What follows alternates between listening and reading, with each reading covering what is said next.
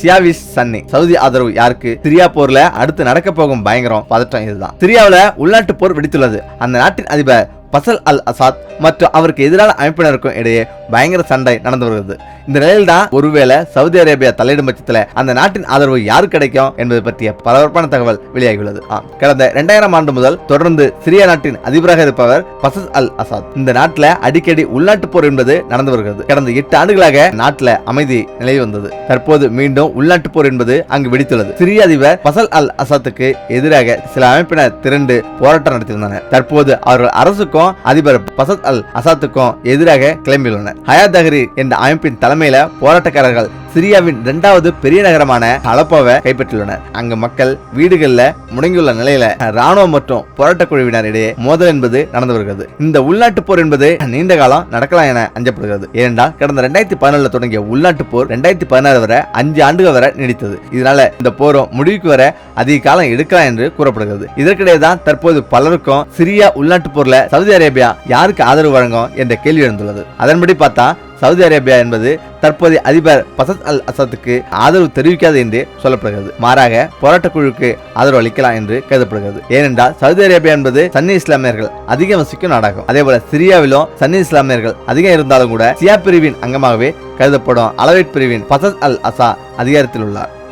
அது மட்டுமின்றி தற்போது உள்நாட்டு போர முன்னெடுத்து வரும் ஹயாத் தஹ்ரீர் அல்ஹம் அமைப்பு என்பது அல் குவைதா அமைப்பின் அங்கமாக செயல்பட்டது. இந்த அல் குவைதா என்பது ஒசாமா பின் லாடன் உருவாக்கிய பயங்கரவாத அமைப்பாகும். Osama bin Laden Saudi Arabia சேர்ந்த சன்னி இஸ்லாமியர் தான். மேலும் இதற்கு முன்பு நடந்த உள்நாட்டு போரிலும் கூட சவுதி அரேபியா சிரிய அதிபர் பஷர் அல் அசாத்துக்கு எதிராக போரிட்டவர்களுக்கு உதவி செய்தது. அதன்படி பார்த்தா சவுதி அரேபியா சிரிய அதிபர் பஷர் அல் அசாத்துக்கு ஆதரவு தெரிவிக்க வாய்ப்பில்லை என்று சொல்லப்படுகிறது. மேலும் சிரிய அதிபர் முகமது அல் அசாத்துக்கு ஈரான் மற்றும் ரஷ்யா நட்பாக உள்ளது. கடந்த 2011 உள்நாட்டு போராக மாறியது. கிளர்ச்சியாளர்கள் அலப்போ நகரை கைப்பற்றினர். அதன் பிறகு ஈரான் ரஷ்யா உதவியுடன் 2016 அந்த நகரை அதிபர் பஷர் அல் அசாத் கைப்பற்றினார். தற்போது அந்த நகரில் தான் மீண்டும் உள்நாட்டு போர் வெடித்துள்ளது. இந்த முறையும் அதிபர் பஷர் அல் அசாத்துக்கு எதிராக புரட்சிப்பட கிளம்பியுள்ளது. இதனால விரைவிலேயே அதிபர் முகமது அல் அசாத் ஈரான் மற்றும் ரஷ்யாவிடம் உதவி கேட்க வாய்ப்புள்ளது. இந்த உள்நாட்டு போர் என்பது நேற்று தான் தொடங்கியது. தற்போது வரை வெளிநாடுகள் தலையிடவில்லை. சவுதி அரேபியா, ஈரான், ரஷ்யா உள்ளிட்ட நாடுகள் வெளிப்படையாக இதுவரை எந்த கருத்தும் தெரிவிக்கவில்லை. ஒருவேளை அந்த நாடுகள் சிரியா உள்நாட்டு போர்ல தலையிடும் ரஷ்யா,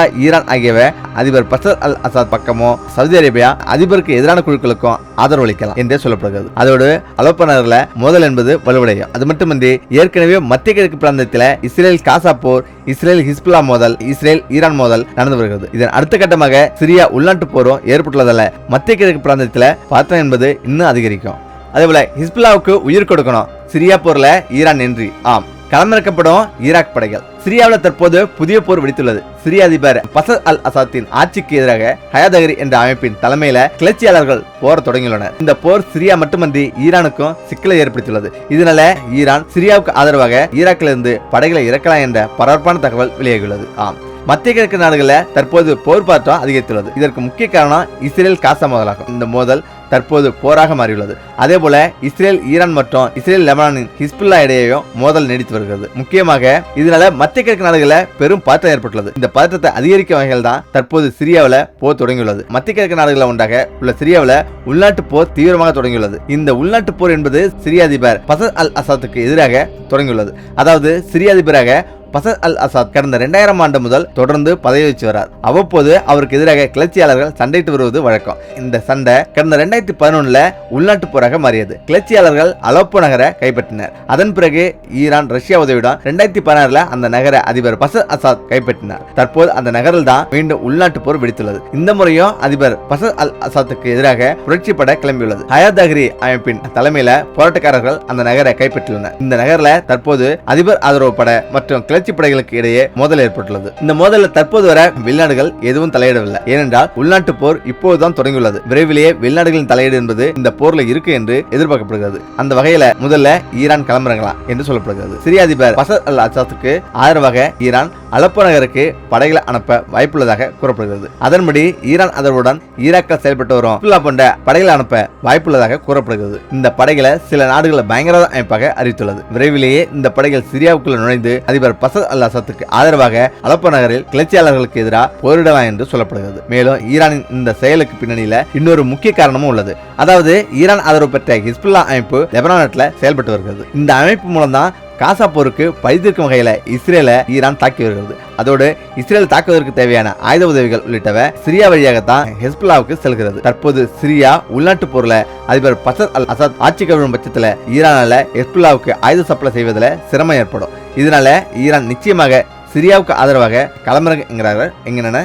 விவரம் வாய்ந்தவர்கள். இந்த தான் முந்தைய போராட்டங்களில் தீவிரமாக செயல்பட்ட ஹயாத் தஹ்ரி கிளர்ச்சி அமைப்பினர் திடீரென மீண்டும் ராணுவத்துடன் சண்டையை தொடங்கியுள்ளனர். அமெரிக்கா மற்றும் ஐநா சபையால பயங்கரவாத அமைப்பாக வரையறுக்கப்பட்ட இதன் தலைவராக அபு முகமது அல் கோலானி உள்ளார். முந்தைய காலங்களில் அல் கொய்தாவிடம் நெருங்கிய உறவை இவ்வமைப்பு பேணி வந்தது. இந்த நிலையில் தான் தற்போது வடமேற்கு சிரியாவில் கிளர்ச்சியாளர்களின் தாக்குதலில் டஜன் கணக்கான படையினர் கொல்லப்பட்டதாக சிரிய ராணுவம் தெரிவித்துள்ளது. மேலும் கிளர்ச்சியாளர்கள் அலப்போ நகரின் பெரும்பகுதியை கைப்பற்றுள்ளதாகவும் ராணுவம் தெரிவித்துள்ளது. இதனால அலப்போ நகரில் இருந்து ராணுவம் தற்காலிகமாக பின்வாங்கியுள்ளது. மேலும் அலப்போவில் மையம் கொண்டுள்ள கிளர்ச்சியாளர்கள் மீது ராணுவம் தொடர்ந்து குண்டுவீச்சு நடத்தி வருவதாக தகவல் வெளியாகியுள்ளது. அதே போல சனிக்கிழமை அலப்போ புறப்பகுதியில் ரஷ்யா மற்றும் சிரியா போர் விமானங்கள் கிளர்ச்சியாளர்களை குறிவச்சு தாக்குதல் நடத்தியுள்ளதாகவும் தகவல் வெளியாகியுள்ளது. சிரியாவில் தலைநகர் டமாஸ்கஸ் அதிலிருந்து 350 கிலோமீட்டர் தொலைவில் வடக்கு பகுதியில் உள்ள அலப்போ நகர் வரலாற்று காலம் தொட்டு சிரியாவில் முக்கிய நகரமாக விளங்கி வருவது குறிப்பிடத்தக்கது. இந்த நிலையில் தான் 2016 பிறகு முதல் முறையாக கிளர்ச்சி படையினர் சிரியாவில் பெரிய நகரங்களில் அலப்போவுக்குள்ள நுழைந்துள்ளனர். முக்கியமா அரசு படையினரின் பாதுகாப்புகளை நேற்று முன்தினம் தகர்த்த இந்த கிளர்ச்சி படை வீரர்கள் அலப்போ எல்லை கிராமங்களில் நுழைந்துள்ளனர். இதன் காரணமா அலப்போவில் மக்கள் பீதி அடைந்துள்ளனர். பள்ளிகள், அரசு அலுவலகம் மூடப்பட்டுள்ளது. மக்கள் வீட்டை விட்டு வெளியே வர வேண்டாம் என எச்சரிக்கப்பட்டுள்ளது. கிளர்ச்சி படையை விரட்ட சிரிய ராணுவம் வான்வழி தாக்கல் நடத்தி வருகிறது. அலப்போ, இட்லி மாகாணங்களில் கிளர்ச்சி படை முன்னேற துருக்கி உதவி வருவதாக குற்றச்சாட்டப்படுகிறது. அலப்போவின் வடமேற்குல ரஷ்ய போர் விமானங்கள் நடத்திய தாக்குதலில் 200 கிளர்ச்சி படை வீரர்கள் கொல்லப்பட்டதாக சிரியாவில் படைகளை ஒருங்கிணைக்கும் ரஷ்ய பாதுகாப்பு அமைச்சக அதிகாரி ஓலக் கூறியுள்ளார். அடுத்த அணுகுண்டுதான். மொத்தம் 6000 செறிவூட்டல் மையங்கள். அதிர வைக்கும் ஈரான். என்ன நடக்கிறது? மத்திய கிழக்குல அணு ஆயுத போர் வெடிக்குமோ என்ற அச்சம் நாளுக்கு நாள் அதிகரித்து வரும் நிலையில ஈரானிடமிருந்து மிக முக்கியமான தகவல் வந்துள்ளது. அதாவது அணு ஆயுதத்தை தயாரிக்க தேவையான யுரேனியத்தை செறிவூட்ட கூடுதலாக 6000 மையங்களை ஈரான் அமைக்க உள்ளது. இது அணு ஆயுத போர் குறித்த பதட்டத்தை அதிகரிப்பதாகவே இருக்கிறது. மத்திய கிழக்குல கடந்த ஆண்டு தொடங்கிய போர் இன்னும் முடிவதாக இல்லை. நாளுக்கு நாள் நிலைமை மோசமாகிக் கொண்டே செல்கிறது. குறிப்பாக அணு ஆயுதங்கள் பயன்படுத்தப்படுமோ என்ற அச்சம் அதிகரித்துள்ளது. முதல்ல இஸ்ரேலுக்கும் ஹமாஸ், ஹிஸ்புல்லா உள்ளிட்ட அமைப்புகளுக்கும், ஆனால் இப்போது ஈரானுடன் நேரடியாக போர் ஏற்படும் சூழல் ஏற்பட்டுள்ள நிலையில இது பதட்டத்தை மேலும் அதிகரிக்கிறது. அணு ஆயுதங்கள். ஈரானிடம் இப்போது அணு ஆயுதங்கள் எதுவும் இல்லை. ஆனா அணு ஆயுதங்களை உற்பத்தி செய்ய தேவையான நடவடிக்கைகளை ஈரான் எடுத்து வருவதாக கூறப்படுகிறது. இதற்கிடையே தான் அணு ஆயுதங்களை உற்பத்தி செய்ய ஏதுவாக சுமார் 6000 யுரேனியம் செறிவூட்டல் மையங்களை நிறுவ ஈரான் முடிவு செய்துள்ளதாக சர்வதேச அணுசக்தி ஏஜென்சியிடம் தெரிவித்துள்ளது. முன்னதாக ஈரான் தனது அணுசக்தி திட்டம் தொடர்பாக ஜெனீவாவில் பிரிட்டன், பிரான்ஸ் மற்றும் ஜெர்மனியுடன் பேச்சுவார்த்தை நடத்திய நிலையில இந்த அறிவிப்பு வந்துள்ளது. பிரிட்டன் உள்ளிட்ட நாடுகள் தான் ஈரான் நடத்திய பேச்சுவார்த்தையில எந்த ஒரு முடிவும் எடுக்கப்படவில்லை என்ற போதிலும் தூதரக ரீதியாக பேச்சுவார்த்தையை தொடர இரு தரப்பும் ஒப்புக்கொண்டுள்ளது. அதுல ஈரானுக்கு ஏதாவது சாதகமான செய்தி கிடைக்கலாம். செறிவூட்டல் கூடுதல் மையங்கள். அணு ஆயுதங்கள் தயாரிக்க பொதுவாக 90% வரை செறிவூட்டப்பட்ட யுரேனியம் தேவை. ஈரான் அணு ஆயுதங்களை உற்பத்தி செய்வதை தடுக்கும் வகையில் ஐநா 60% மேல் யுரேனியத்தை செறிவூட்டக்கூடாது என்று நிபந்தனையை விதித்திருந்தது. அந்த நிபந்தனையை ஈரான் ஏற்றுக்கொண்ட நிலையில இந்த பேச்சுவார்த்தை நடந்துள்ளது. இது ஒரு பக்கம் இருக்க, ஈரான் தனது நடன்ஸ் ஆலையில யுரேனியத்தை செறிவூட்ட கூடுதலாக 6000 மையங்களை ஏற்படுத்தவும் முடிவு செய்துள்ளதாக கூறப்படுகிறது. இதன் மூலம் ஈரானால வேகமாக யுரேனியத்தை செறிவூட்ட முடியும். அணு ஆயுதங்களை உற்பத்தி செய்யும் திட்டம் எதுவும் எங்களிடம் இல்லை என்று ஈரான் கூறி வந்தாலும் கூட ஈரான் செய்யும் செயல்களை வைத்து பார்த்தா மீண்டும் அணு ஆயுதத்தை நோக்கி செல்வது போல தெரிகிறது. இது ஒரு பக்கம் இருக்க, அமெரிக்க அதிபராக தேர்வாகியுள்ள ட்ரம்ப் அடுத்த மாதம் பதவியேற்ற உடனேயே ஈரானுக்கு நெருக்கடி தருவார் என்றே தெரிகிறது. கடந்த 2016, 2020 வரை அவர் அதிபராக இருந்தபோது கூட ஈரானுக்கு அதிகபட்ச அழுத்தத்தை கொடுத்தார். குறிப்பாக 2015ஆம் ஆண்டு உலக வல்லரசுகளுடன் ஈரான் அணுசக்தி ஒப்பந்தத்தில் இருந்தும் கூட அமெரிக்கா விலக என அறிவித்தார். மேலும் ஈரான் மீது மிக கடுமையான பொருளாதார தடைகள் விதிக்கப்பட்டது. இதற்கு பதிலடி தரும் விதமா ஈரான் தனது அணுசக்தி தெரிவித்தலை அதிகரித்தது. இப்போது மீண்டும் ட்ரம்ப் அதிபர் பதவிக்கு வரும் நிலையில அவர் என்ன செய்ய போகிறார் என்பதை ஈரான் மட்டுமன்றி உலகமே கவனித்து வருகிறது.